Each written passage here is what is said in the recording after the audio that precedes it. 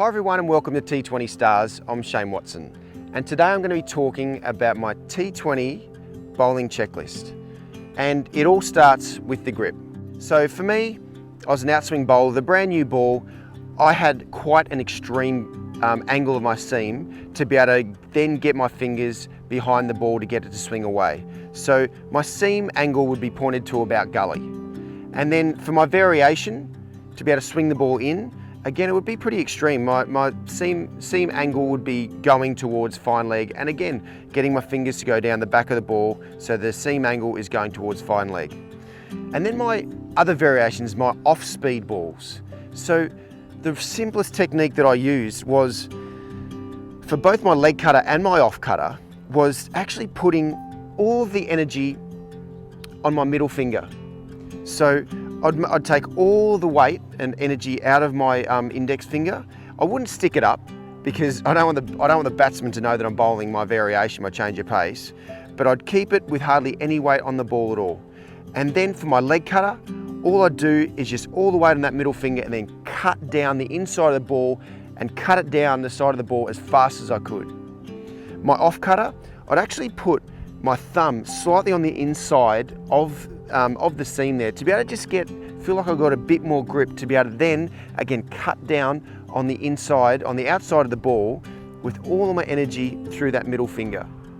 And to be able to then just adjust the speed that the ball comes out of your hand, you stick it in a bit deeper into your hand, or it comes out a little bit more to your fingertips. So if you want it to be a bit slower, even come out slower, you'd hold the ball in deeper and again still go on those variations. The second aspect to my T20 bowling checklist is feeling really tall. So at the top of my mark, as I'm about to run in, I'm trying to run as tall as I possibly can. One, so then I'm not overstriding, I'm not loading up my hamstrings and calves, which I had in the past. But the other thing is, if you're feeling tall in your run-up, then once you actually get to the crease, you're making the most out of your height that you've got to be able to try and get as much bounce as you possibly can. So in my mind, at the top of my mark, I'm thinking about make sure that I'm feeling really tall in my run-up and at the crease. The third part to my T20 bowling checklist is my run-up speed. And the run-up speed was really important for me to be able to understand if the ball was coming out a little bit fuller than I was wanting it to. A lot of the time, it actually meant that I was running in too fast. I had too much momentum in my run-up and through the crease. That's why I actually didn't enjoy bowling down breeze and downhill, because I had to it was a real challenge to be able to try and get the right length of the ball going through the top of the stumps. The other aspect is if I was running in a little bit too slow, and then I'd get to the crease and be pulling down a bit too hard, and that would just naturally drag the ball a little bit shorter than what I was hoping. So my run-up speed, if the ball's coming a bit full, run-up might be running in a bit too fast. I'm bowling the ball a little bit too short than what I'm hoping.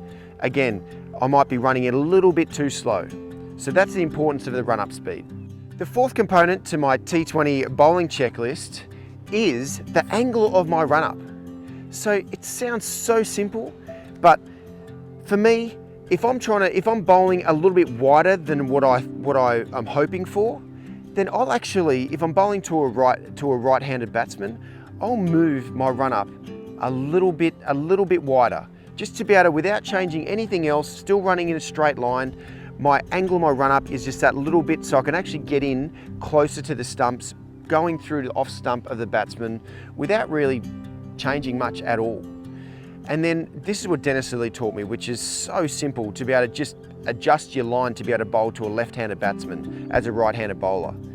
So what I do at the top of my mark, I actually move my run-up, I move my mark about a metre wider. And then all I do is just run from that angle straight through to the off stump of the left-handed batsman.